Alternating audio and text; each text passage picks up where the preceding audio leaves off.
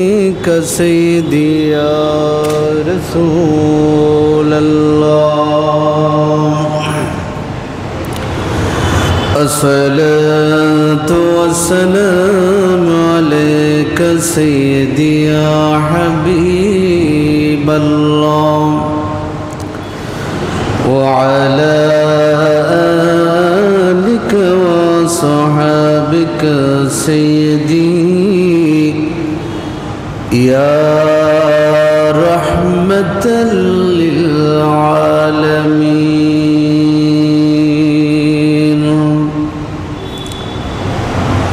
अऊज़ु बिल्लाहि मिनश शैतानिर रजीम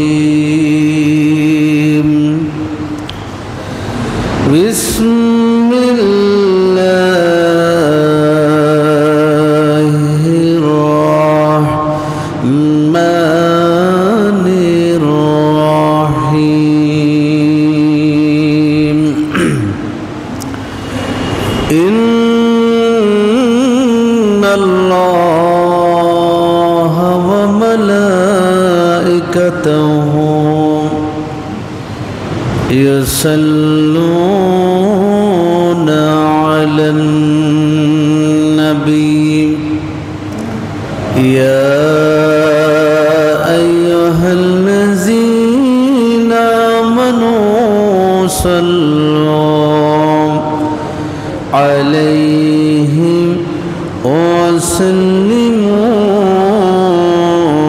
तस्लीमा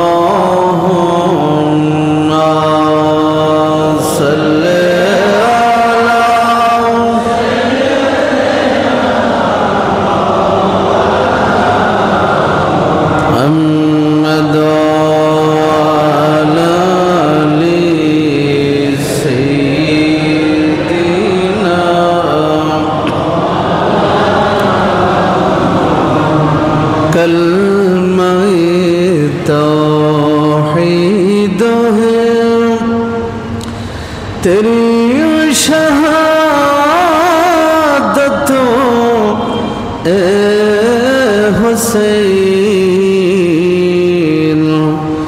तो न होता तो न रह जाती सदाकत ए हुसैन अल्लाहुम्मा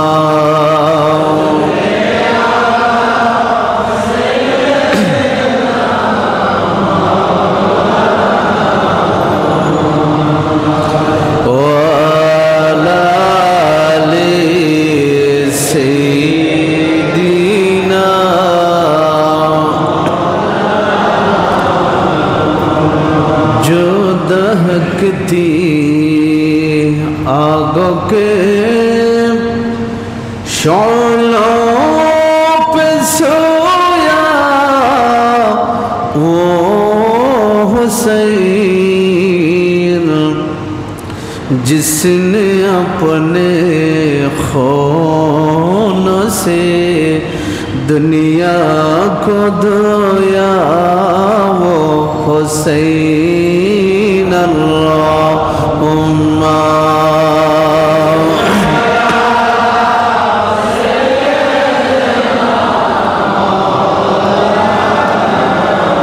मुहम्मद अला आलि सय्यिदीना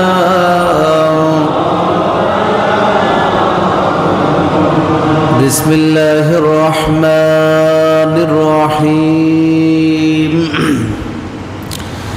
قل لا أسألكم عليه أجرا إلا المودة في القربى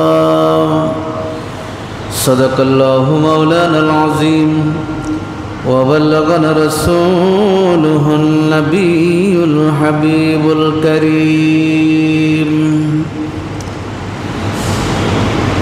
পবিত্র আশুরার মাসে দ্বিতীয় জুমার নামাজ আদায় করবার উদ্দেশ্যে আগত হযরত মুসাল্লিয়ান কেরাম, মুরব্বিয়ান আযম, যুবক ভাইয়েরা, রহিমানি ওয়া রাহিমাকুমুল্লাহ, আসসালামু আলাইকুম ওয়া রাহমাতুল্লাহি ওয়া বারাকাতুহু। মহান রব্বুল আলামিনের পবিত্র দরবারে শত কোটি শুকরিয়ার সাজদা আদায় করছি যে মহান রব্বুল আলামিন আহকামুল হাকিমিন আমাদেরকে তার হাবিব সাল্লাল্লাহু আলাইহি ওয়াসাল্লামার আহলে বাইতের শান এবং মানের উপরে কিছু কথা শুনবার উদ্দেশ্যে তার বাইতুল্লাহর মধ্যে জুমার নামাজ পূর্ববর্তী সময়ে উপস্থিত হবার তৌফিক দান করেছেন। সকলে শুকরিয়া আদায় করি, আমরা একবার পড়ি আলহামদুলিল্লাহ। মুহররমুল হারাম শরীফ হিজরি ক্যালেন্ডারের প্রথম মাস।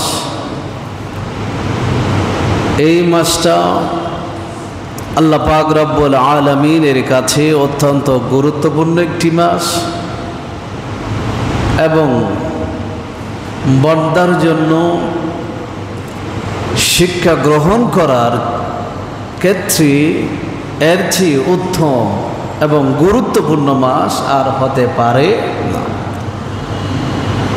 এই মাসের ইতিহাস শুরু থেকে, পৃথিবীর শুরু থেকেই যদি দেখি, এই মাসের ইতিহাসে দেখা যায় আদম আলাইহিস সালামকে যেই দিন জান্নাত থেকে তার স্ত্রী সহ দুনিয়াতে পাঠিয়ে দেওয়া হয়, আল্লাহ যেই দিন বলেছিলেন ইয়া আদম, হে আদম আপনি এখানে আর থাকতে পারবেন না, জমিনে চলে যান বলে তাদেরকে বের করে দিয়েছিলেন, সেই দিনটা ছিল এই মুহররম মাসের 10 তারিখ। বলে সুবহানাল্লাহ। যেই দিন 350 বছর কান্নাকাটি করার পরে, যেই দিন আদম হাওয়া এর তওবা আল্লাহর দরবারে প্রাথমিকভাবে যে কবুল হয়েছিল, আল্লাহ গ্রহণ করেছিলেন, তাদের কান্নাকাটির প্রতি আল্লাহর মেহেরবানি হয়েছিল, সেই দিনটি ছিল 10ই মুহররম। 10 যেই দিন নূহ আলাইহিস সালাম দীর্ঘ 6 মাস প্লাবনে প্লাবিত হওয়ার পর তার নৌকাটা তীরে এসে যখন জমিনের মধ্যে নামার হুকুম আসলো, যেই দিন শান্ত হলো, নাজাত পেল তুফান থেকে, সেই দিনটি ছিল 10ই মুহররম। হযরতে আইয়ুব আলাইহিস সালাম আল্লাহ পরীক্ষায় ফেলেছেন। বাদশার ছেলে ছিল, রাজার ছেলে ছিল, অডেল সম্পদের মালিক ছিল, স্ত্রী ছিল, অনেক সুন্দর সুন্দর অনেক স্ত্রী ছিল, সবাই ছেড়ে চলে গিয়েছিল একজন ছাড়া। সেই আইয়ুব আলাইহিস সালাম সবকিছু হারিয়েছেন, শরীরের এক চিল পরিমাণ পর্যন্ত মাংসের টুকরা ছিল না। পোকাগুলো মাংসগুলো খেতে খেতে হাত যেগুলো ছিল, হাড্ডির ভিতরে মগজ সেগুলো পর্যন্ত খাওয়ার উপক্রম হয়েছিল। এরকম রোগ আল্লাহ আইয়ুব আলাইহিস সালামকে দিয়েছিলেন। সেই রোগ থেকে তিনি যেদিন নাজাত পেয়েছিলেন, আল্লাহ খুশি হয়ে তাকে মুক্ত করেছিলেন, সেই দিনটি ছিল 10ই মুহররম। সুবহানাল্লাহ। আইয়ুব আলাইহিস সালাম যদি 10ই মুহররম যদি নাজাত পেয়ে থাকেন রোগ থেকে, তা আমরা জটিল কঠিন যে বিপদ আছে, আমরা যদি কাই মনোবাক্যে যদি আল্লাহর কাছে ফরিয়াদ করি, তা আল্লাহ কি আমাদের নাজাত দিতে পারে না? কথা বলেন না, পারে না? শুধু আমাদেরকে ওই ধরনের পরিবেশ, ওই ধরনের মানসিকতা নিজেকে সেভাবে গঠন করতে হবে। হযরত মূসা কালিমুল্লাহ আলাইহিস সালাম ফেরাউনের অত্যাচারে অতিষ্ঠিত, মূসার বনী ইসরাঈল ফেরাউনের অত্যাচারে অতিষ্ঠিত, আল্লাহর কাছে ফরিয়াদ করেছিলেন। 40 বছর পূর্বে ফরিয়াদ করেছিলেন, ফেরাউনকে ধ্বংস করো। আল্লাহ বলেছিলেন দোয়া কবুল করেছি। মূসা জিজ্ঞেস করে নাই, আল্লাহ দোয়া কবুল করেছো, কিন্তু ফেরাউনকে শাস্তি কবে দিবা, এটা জিজ্ঞেস করে নাই। 40 বছর পরে গিয়ে দেখা গেল মূসা বনী ইসরাঈলকে নিয়ে যখন যে লোহিত সাগর পাড়ি দিয়ে ওই পারে চলে গেল, আর ফেরাউন সদহু বলে লোহিত সাগরে ডুবে তাদেরকে মৃত্যু দেওয়া হলো। যেই দিন এই ঘটনা ঘটল, মূসা আলাইহিস সালাম নাজাত পেলেন, ফেরাউন ডুবে মরল সদল বলে, সেই দিনটা ছিল 10ই মুহররম। এভাবে ইতিহাসের পাতা প্রতিটা জায়গায় প্রতিটা স্থানে দেখা যায় যে 10ই মুহররম আমাদের ঈমানদারের জন্য অত্যন্ত গুরুত্বপূর্ণ একটি অধ্যায়। এই অধ্যায় থেকে আমরা শিক্ষা গ্রহণ করি না, কারণ আমি আগেও বলেছিলাম ইতিহাসের অন্যতম একটা শিক্ষা হচ্ছে ইতিহাস মানুষ পড়ে, ইতিহাস থেকে মানুষ শিক্ষা গ্রহণ করে না। এটাই ইতিহাসের অন্যতম একটি শিক্ষা। আমরা জানি ইতিহাস, ইতিহাস আমরা পড়ি, কিন্তু ইতিহাস থেকে আমরা শিক্ষা গ্রহণ করি। ফেরাউনের মতো জালেম, ফেরাউনের মতো সেই নমরুদ, যত যত বড় বড় লিডার ছিল, জালেম সরকার ছিল, জালেম যারা ছিল, সেই মানুষগুলো ইতিহাসের আস্থা করে নিক্ষিপ্ত হয়েছে। সাথে সাথে যারা আল্লাহওয়ালা ছিল, আল্লাহ তাদেরকে পৃথিবীর জমিনে স্মরণীয় করে দিয়েছেন। জোরে বলে সুবহানাল্লাহ। স্মরণীয় করে দিয়েছেন। আজ ইতিহাস দেখেন,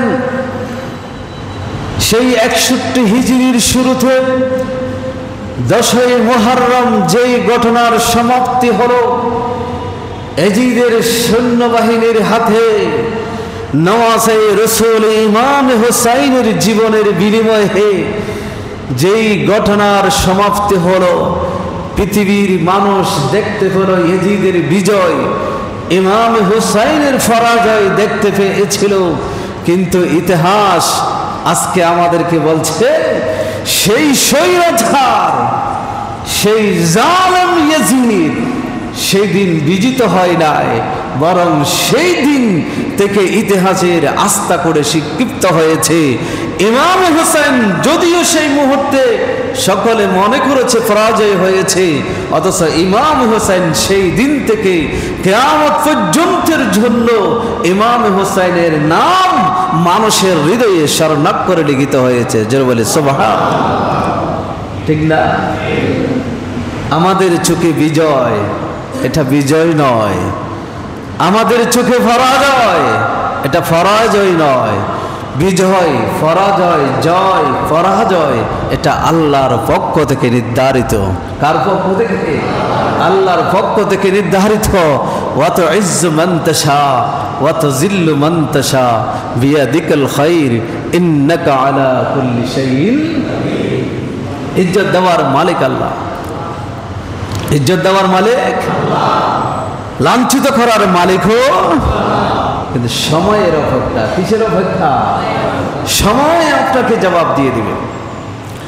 এই জন্য ডক্টর ইকবাল বলেছেন, ইয়াজিদ থা হুসাইন হ্যায়।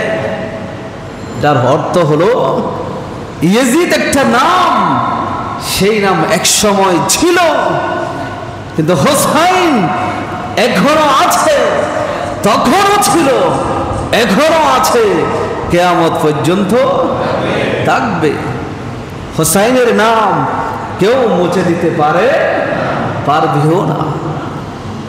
ডক্টর ইকবাল বলেছেন, ইয়াজিদ এটা কাউকে প্রতিশোধ নিতে হয় নাই, প্রতিশোধ নেওয়ার প্রয়োজন হয় নাই, ইয়াজিদকে গুলি দিয়ে তাকে মারার প্রয়োজন হয় নাই, ইয়াজিদকে তরবারি দিয়ে আঘাত করার প্রয়োজন হয় নাই, সে এমনি মরে গেছে।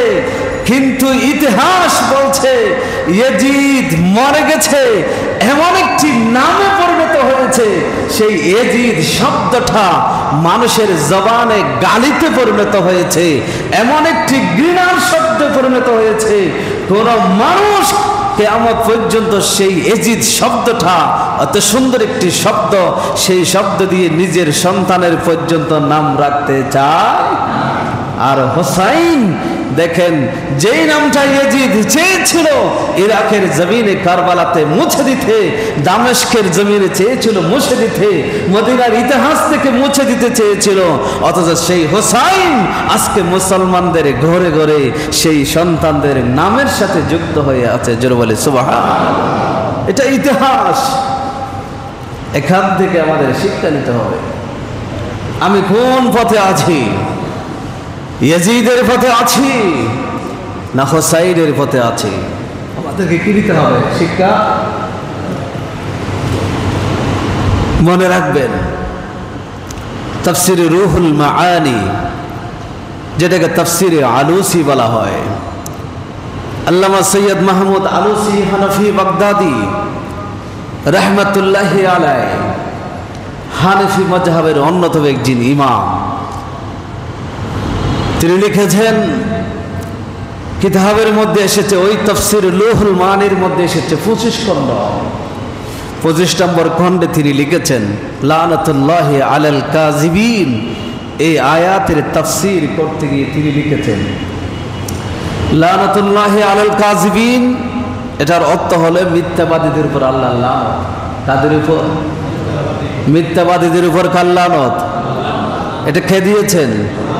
আল্লাহ দিয়েছেন। কে দিয়েছেন? এখন আমাদের মধ্যে যারা মিথ্যাবাদী আছি তাদের উপর পড়তেছে? কথা বলেন না, পড়ে না? আমরা যারা মিথ্যা বলি আমাদের উপর আল্লাহর লানত পড়েনি? আল্লাহর লানত।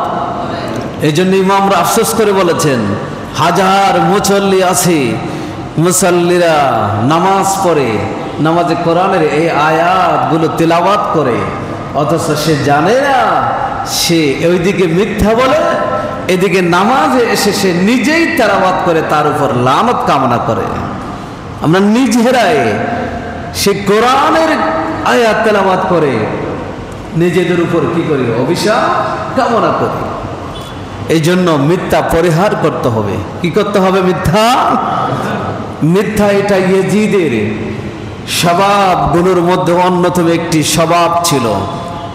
মিথ্যা ইয়াজিদের স্বভাবগুলোর মধ্যে কি ছিল? কথা বলেন না, অন্যতম। ভয় পাচ্ছেন নাকি? মানে ভয় লাগতে আমার মনে হচ্ছে আপনারা ভয় পাচ্ছেন, কারণ মিথ্যা তো বলে না, খুব মানুষ খুব কম। মিথ্যা ইয়াজিদের যে স্বভাবগুলো ছিল, সেই স্বভাবগুলোর মধ্যে অন্যতম ছিল মিথ্যা, কিজিব।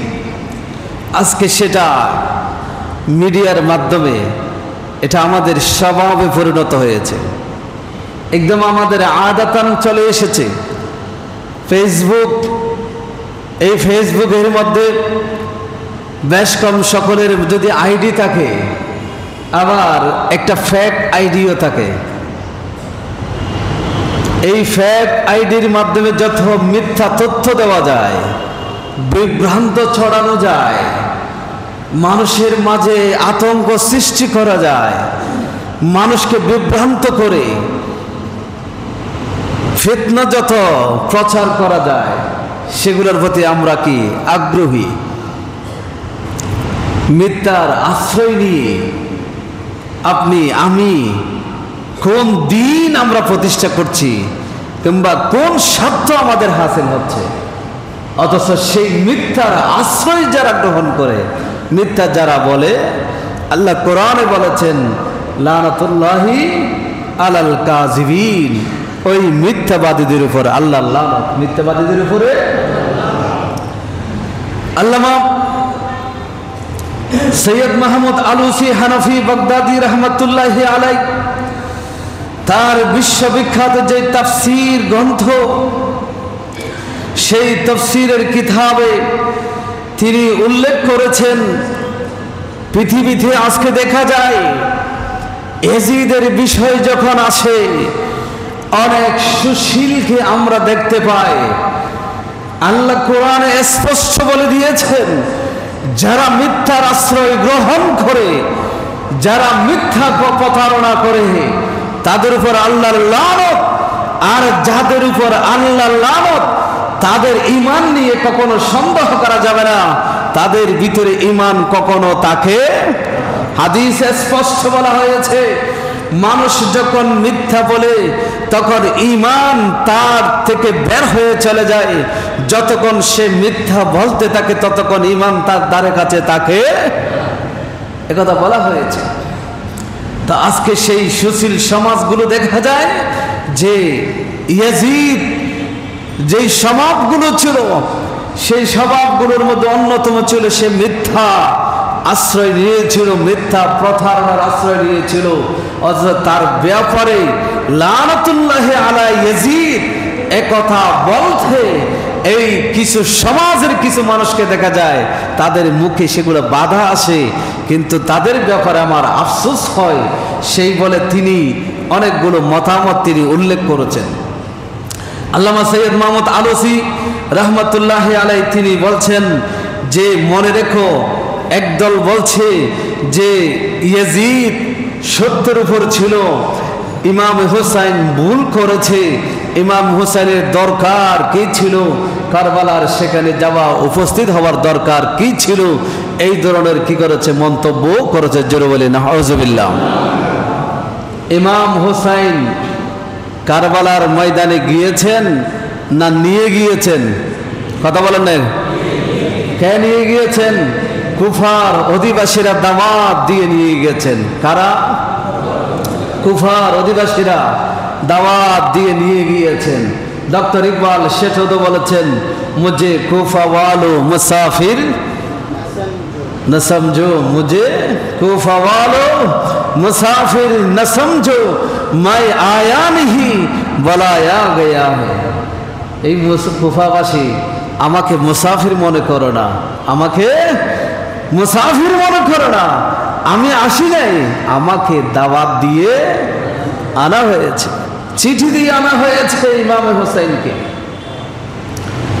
সাথে সাথে এটা অনেক লম্বা কথা, আল্লাহ রসুল সাল্লাল্লাহু আলাইহি ওয়াসাল্লামার যেই ভবিষ্যৎবাণী ছিল, ইমাম হুসাইন কোথায় শাহাদাত বরণ করবে, ইমাম হুসাইনের শাহাদাতের মাধ্যমে নবীর শাহাদাতের মর্যাদা হাসিল কিভাবে হবে, সেই হিসাব অনুযায়ী ইমাম হুসাইনের কারবালার জমিনে শহীদ হওয়ার কথা এটা আজলের মধ্যে, আলমে আজলের মধ্যে লিপিবদ্ধ ছিল, সেটা ঘটনা ঘটে যাওয়ার ছিল, এটা সংগঠিত হয়েছে। জোরে বলে সুবহানাল্লাহ। ইমাম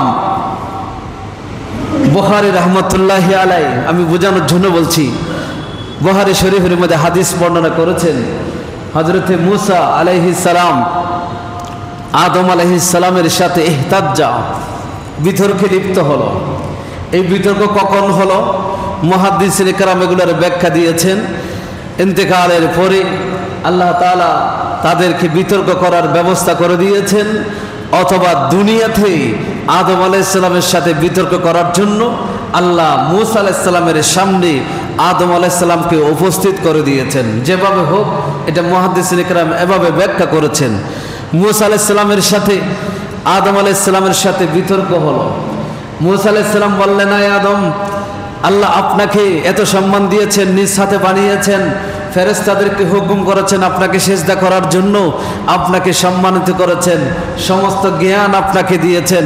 এত কিছু দেওয়ার পরেও আপনাকে শুধু একটা কাজ করতে নিষেধ করেছিল, ফালা তাকরাবা হাযিহি শাজারাতা, এই গাছের কাছে যেয়েন না। আপনি কেন গেলেন? যদি সেখানে না যেতেন তাহলে আজকে আমাদেরকে জান্নাত থেকে বের হয়ে দুনিয়াতে আসার প্রয়োজন হতো। যুক্তি আসেন আমাদের? আমরা কোথায় ছিলাম আগে? জান্নাতে ছিলাম। মা এবং হাওয়া, আদম আলাইহিস সালাম দ্বারা দুইজন কোথায় ছিল? জান্নাতে ছিল। তো তারা যদি আল্লাহর নির্দেশ পালন করতেন, গাছের ফল না খেতেন, আল্লাহ বলেছেন এটার কাছে যেও না, তাহলে তোমাদের সমস্যা হবে না। যদি কাছে যাও ফাতাকুনা মিনাজ জালিমিন, তাহলে অপরাধী হয়ে যাবা। তা আল্লাহ তো বলেছিলেন।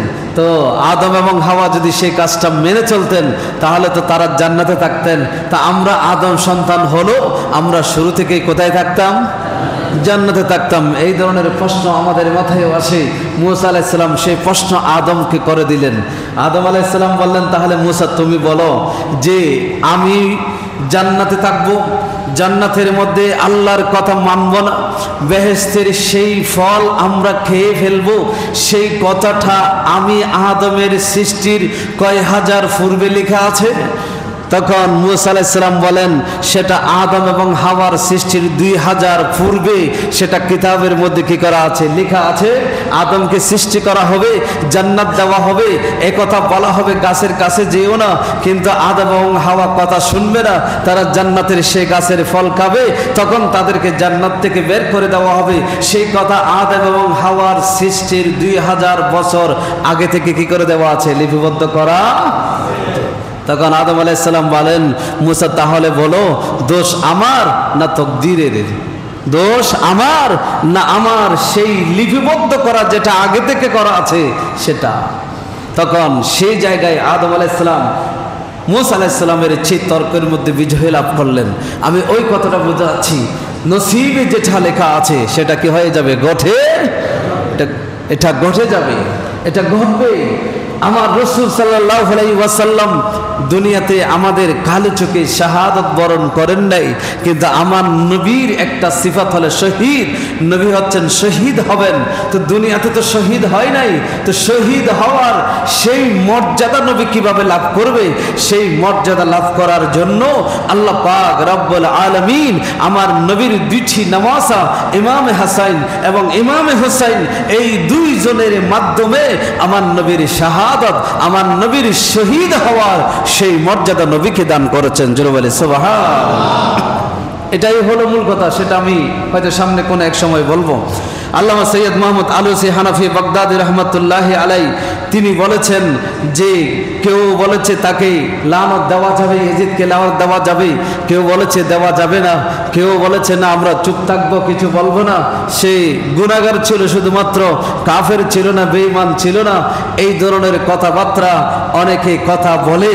তখন সৈয়দ মোহাম্মদ আলুসি হানাফি রহমতুল্লাহ আলাই তিনি বলছেন, ওয়ামান কানা ইয়াখশাল ক্বালা ওয়াল কিলা মিনাত তাসরিহি বিলান যালিকা দিল্লিল, এই অতি ভ্রষ্ট ইয়াজিদের ব্যাপারে যারা কাফের বলতে, মলউন বলতে ইয়াজিদকে যারা দ্বিধাবোধ করে, তাদের ব্যাপারে বলছে, তাহলে তোমরা সরাসরি বলো না, তবে এতটুকু বলতে পারো, যারা ইমাম হুসাইনকে হত্যা করার পিছনে যারা সন্তুষ্ট ছিল, ইমাম হুসাইনকে মেরে ফেলার পিছনে যারা কলকাঠি নেড়েছিল, ইমাম হুসাইন যে ইন্তেকাল করেছেন, শহীদ হয়েছেন, এক্ষেত্রে যারা সন্তুষ্টি প্রকাশ করেছে, সেই ব্যক্তির উপর আল্লাহ অভিসম্পাত নাজিল করুক, একথাটা তোমরা কি করতে পারো? বলতে।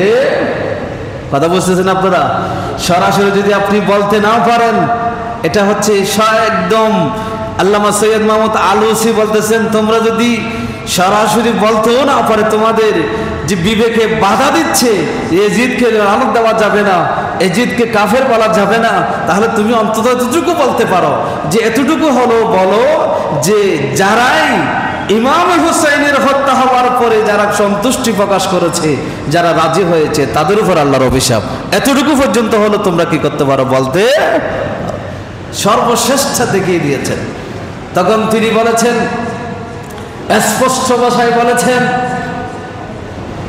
পৃথিবী যদি উল্টে যায়, কিয়ামত হয়ে যাক, কোনো অসুবিধা নেই। পৃথিবীর সমস্ত মানুষ জান্নাতে চলে যাক, আমি একজন ছাড়া, তাতে কোনো অসুবিধা নাই। আমি একজন যদি জাহান্নামী হই, তাতে কোনো অসুবিধা নাই।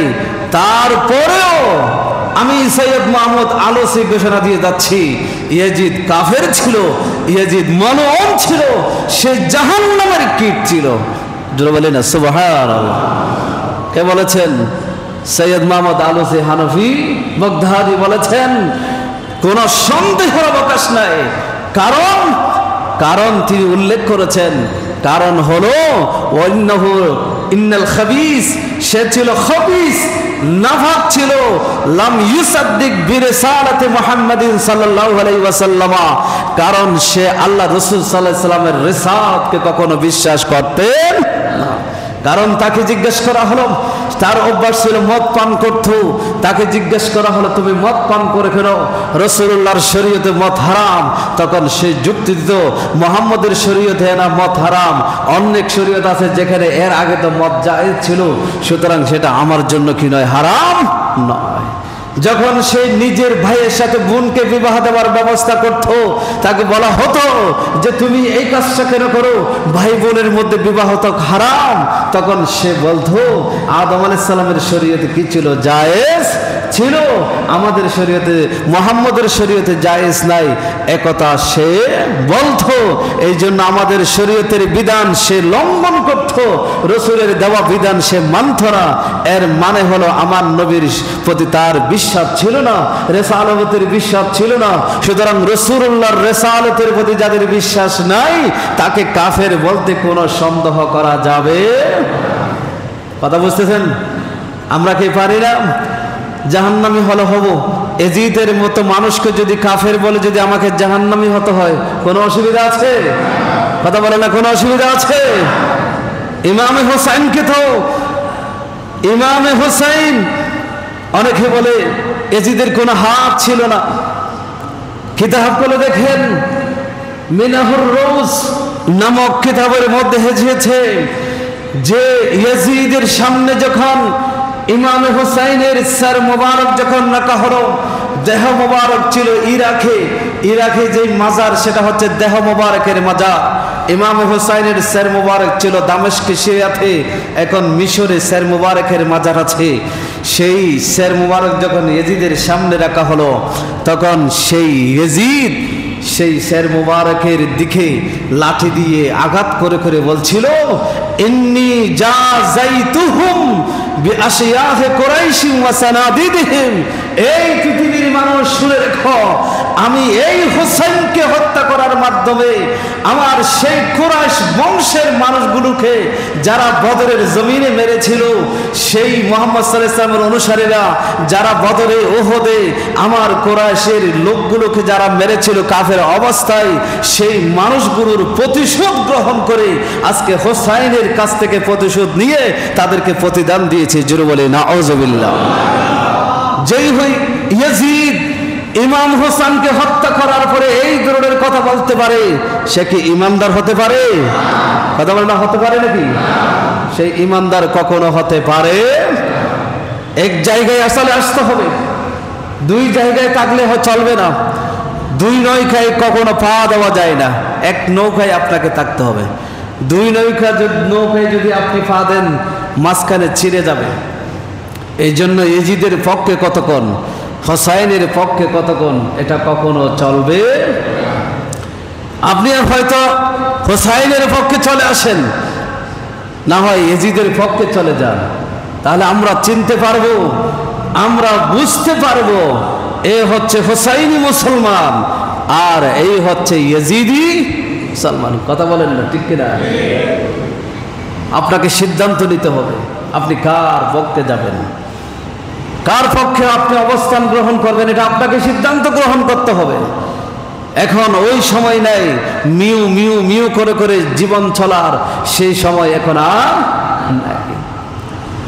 আবার অনেকে এই কথা তো অনেক সময় স্বল্প, অনেকগুলো কথা অনেকে আবার এই শহদায়ে কারবালার এই মাস আসলে অতি বাড়াবাড়ি করে, তখন যে রক্তপাত, তাজিয়া মিছিল এগুলো করে আবার আরেকটা ফিতনা সমাজের মধ্যে কি করে বিস্তার করে, সেটাও করা যাবে না। ইসলামের শোক হচ্ছে 3 দিন, এটা যখন শোক চলে গেছে এরপরে কোনো শোক দিবস ইসলামে নেই, শোক পালন করা যাবে না। এই জন্য আমরা 10ই মুহররম ফিন্নি খানা ফিনা এগুলো ব্যবস্থা করে এগুলো গরিব মিসকিনদেরকে দান করি, আহার করায়, যাতে করে আমরা যে শোক পালন করছি এটা যেন প্রমাণিত না হয়। সাথে সাথে আবার অনেক জায়গায় দেখা যায়, ইন্ডিয়া এবং পাকিস্তানের কিছু জায়গায় দেখা যায় তারা 10ই মুহররমের দিন নতুন কাপড় পরিধান করে বলে শিয়াদের মোখালেফ করার জন্য, সেটাও কিন্তু জায়েজ নাই। নতুন কাপড় পরিধান করা এটা ইমাম হুসাইনের খেলাফ। ইমাম হুসাইন সেই দিন শাহাদাত বরণ করেছিলেন, এটার খেলাফ নতুন কাপড় পরিধান করা। নতুন করে কিনে পরিধান করা, এমনি পরিধান করছেন সমস্যা নাই, কিন্তু স্পেশালি আজকে শিয়াদের খেলাফ করতে গিয়ে ইমাম হুসাইনের শানে আঘাত করা সেটাও যাবে না। আবার ইমাম হুসাইনের জন্য অধিক কান্নাকাটি এগুলা করতে গিয়ে শিয়াবাদ প্রচার করা সেটাও যাবে। সঠিক ইমানের জায়গায় আমাদেরকে আসতে হবে। আল্লাহ রাসূল সাল্লাল্লাহু আলাইহি ওয়াসাল্লাম যখন আলী রাদিয়াল্লাহু তাআলা আনহুকে সহ হিজরত করলেন, হিজরতের পরে রাসূল প্রথমে হিজরত করেছেন, তারপর আস্তে আস্তে 1জন 2জন করে করে সাহাবারা হিজরত করেছেন। হিজরত করে যখন মদিনায় গিয়েছেন, সাহাবীদের মধ্যে মক্কা থেকে যারা গিয়েছেন তাদেরকে মুহাজির বলা হয়, আর মদিনায় যারা ছিলেন তাদেরকে আনসার সাহাবী বলা হয়। আমরা সকলে জানি মুহাজির সাহাবীর সাথে আনসার সাহাবীর সাথে বন্ধুত্ব করে দিয়েছেন। এই যে অমুক সাহাবী, তুমি অমুক সাহাবীকে তোমার ভাই করে নাও, ভাই হয়ে গিয়েছে। সাহাবীরা বলেছেন, আসো আমার ভাই আসো। ঘরে নিয়ে গিয়েছেন, বলে আমার 2টা স্ত্রী আছে, একাধিক স্ত্রী আছে, তোমার কোনটা পছন্দ হয় দেখো, তোমার যেটা পছন্দ হবে আমি তালাক দিয়ে দিব, তোমার সাথে বিয়ে দিয়ে দিব। জোরে বলি না সুবহানাল্লাহ। এই যে ভ্রাতৃত্বের বন্ধন নবীজি মদিনায় আনসার এবং মুহাজির সাহাবীদের মধ্যে সৃষ্টি করে দিলেন। সবাই চলে গেল, হযরত আলী রাদিয়াল্লাহু তাআলা আনহু তিনি রয়ে গেলেন। তাকে কারো ভাগ্যে কারো সাথে ভ্রাতৃত্বের বন্ধনে আবদ্ধ করিয়ে দিলেন না। তখন আলী রাদিয়াল্লাহু তাআলা আনহু চোখের পানি ছেড়ে দিয়ে নবীজির কাছে আরজ করলেন, ইয়া রাসূলুল্লাহ, যে আপনি সবাইকে ভ্রাতৃত্বের বন্ধনে আবদ্ধ করে দিয়েছেন, কিন্তু আমি আলী কি দোষ করেছি আমাকে কারো সাথে ভ্রাতৃত্বের বন্ধনে আবদ্ধ করলেন না? আমার নবী চোখের পানি ছেড়ে বললেন, আলী আনতা আখি ফিদ দুনিয়া ওয়াল আখিরা। ও আলী, দুনিয়াতে তুমি কারো ভাই হতে পারো না, তুমি হচ্ছে দুনিয়া এবং আখিরাতে আমি রাসূলের ভাই। জোরে বলে সুবহানাল্লাহ। এটাই হলো আলী। সেই আলীর সন্তান হলো ইমামে হুসাইন। সেই মুহাজির আনসার এদের ব্যাপারে বলেছিলেন, মান ইউহিব্বু আলিয়ান, যেই ব্যক্তি আলীকে ভালোবাসে, ফাহুয়া মুমিন, সে হচ্ছে কি, কথা বলেন, সে কি মুমিন। আর যারা আলীকে ভালোবাসে না সে হচ্ছে মুনাফিক, সে হচ্ছে কি মুনাফিক। যদিও নামাজ পড়ে সে কিন্তু কি মুনাফিক। ইয়াজিদেরা আলীকে ভালোবাসতো না, ইয়াজিদেরা হুসাইনকে ভালোবাসতো না, ইয়াজিদেরা ফাতেমাতুজ জোহরাকে ভালোবাসতো না, এই জন্য তারা মুনাফিক। আর হুসাইনের কাফেলায় যে 72 জন ছিল তারা হুসাইনকে ভালোবাসতো, এই জন্য জীবন দিয়ে দিয়েছে, তারপরও পিছন দিকে পালিয়ে যায় নাই। এই জন্য তারাই হলো সত্যিকারের মুমিন। আমাদেরকে এখান থেকে এই 2টা দল থেকে একটা দল আমাদেরকে বেছে নিতে হবে। আজকে ঈমানের পরীক্ষা হয়ে যেতে হবে, ঈমান আমি কি মুমিনের দলে থাকবো না মুনাফিকের দলে যাব, সেটা আমাদের কাজকে বাছাই করে নিতে হবে। যাদের জবান থেকে মিউ মিউ কথা শুনবো, যাদের জবান থেকে স্পষ্ট কোনো সিদ্ধান্ত শুনতে পাবো না। ইয়াজিদ কাফের ছিল, ইয়াজিদ মালউন ছিল, ইয়াজিদ অভিশপ্ত ছিল, ইয়াজিদ আমার নবীর শরীয়তকে কলঙ্কিত করেছে, ইয়াজিদ আমার নবীর শরীয়তের মধ্যে দাগ লাগিয়েছে, সেগুলোর প্রতিবাদ করতে গিয়ে ইমাম হুসাইন কারবালার জমিনে জীবন দিয়েছে। সেই কথা যারা বলবে না তারা মুনাফিক। সেই মুনাফিকের সাথে আমাদের কোনো সম্পর্ক কথা বুঝতেছেন আপনারা? তাদের সাথে আমাদের কোনো কি নাই, সম্পর্ক নাই। আল্লাহ আমাদের সকলকে বোঝার তৌফিক দান করে, সকল বলি আমিন। আমার ভাইয়েরা, অনেকেই নারায়ে তাকবীর, নারায়ে রিসালাত এই স্লোগান দেওয়ার পরে অনেক জায়গায় আমরা দেখতে পাই নারায়ে হায়দারি, আছে না নাই? কথা বলেন না, আছে না নাই? অনেকে আবার এটা নিয়েও প্রশ্ন তুলে নারায়ে হায়দারি বলে এটা শিয়াদের স্লোগান। আমরা যদি কাপড় পরি, আমি কালো পাগড়ি পরছি না, কালো পাগড়ি পরছি। আল্লাহ রসুল 3 কালারের পাগড়ি পরতেন, কালো, সাদা, সবুজ, সবচেয়ে বেশি পরতেন কালো। আমার ভালো লাগে কালো পরতে, এই জন্য আমি সবসময় কালো পরি। এখন মহররম মাস, অনেকে দেখবে এবার আমি সবসময় কালো পাগড়ি বলে হুজুর শিয়া, আমি কালো পরছি এই জন্য শিয়া হয়ে যাব? আমি কালো ড্রেস পরছি, কালো জুব্বা পরছি এই জন্য আমি শিয়া হয়ে যাব? আরে কাপড় তো কাপড়ই, কিন্তু এই লেবাসটা তো আমাদের। এটা যখন কোনো বেঈমান পরবে, আমরা ধুতি কাপড়ের পাঞ্জাবি পরি। আমি দেখেছি আমাদের প্রাইমারি স্কুলের হিন্দু মাস্টাররা যারা ছিল তারা ধুতি কাপড়ের পাঞ্জাবি পরতো। ধুতি কাপড়ের কি পরে? হিন্দু মাস্টার যারা তারা ধুতি কাপড়ের পাঞ্জাবি পরে। তাহলে পাঞ্জাবি কি আমার জন্য হারাম হয়ে যাবে? আমি কি হারাম ঘোষণা করব? এটা হতে পারে না। নারায়ে হায়দারি মানে ইয়া আলী, ইয়া আলী। তো ইয়া আলীর নামে স্লোগান দেওয়া, যাকে বেলায়েতের সম্রাট করেছেন আমার রসুল, সেই আলীর নামে যদি কোনো এক সময় স্লোগান দেওয়া হয়, তাহলে আমার নেতার নামে স্লোগান দেওয়া হলে তো ফতোয়া আসে না। তাহলে যিনি বেলায়েতের সম্রাট তার নামে যদি কোনো কারণে স্লোগান আসে, তাহলে সেটা আবার শিয়ার স্লোগান হবে কেন? সুতরাং সেটা কি হতে পারে না, শিয়ার স্লোগান হতে পারে। বরং শিয়ারা যদি দেয় তাদেরকে আমরা মানা করবো, তোমরা সেটা দিও না, ওইটা আমাদের স্লোগান। কোরআন আমাদের, ইসলাম আমাদের। আমার কোরআন নিয়ে তুমি অপব্যবহার করো না, আমার ইসলামকে তুমি কলঙ্কিত করো না, সেটা আমরা বলবো। আমাদের স্লোগানটাকে ওরা যখন ব্যবহার করবে, আমরা তোমাদের কাজ, এটা আমাদের কাজ না বলে আমরা সেখান থেকে দূরে থাকবো, সেটা হতে পারে না। সুতরাং আল্লাহ পাক রব্বুল আলামিন আহকামুল হাকিমিন আমাদেরকে বোঝার তৌফিক দান করুন, সকলে বলে আমিন। সম্মানিত উপস্থিতি,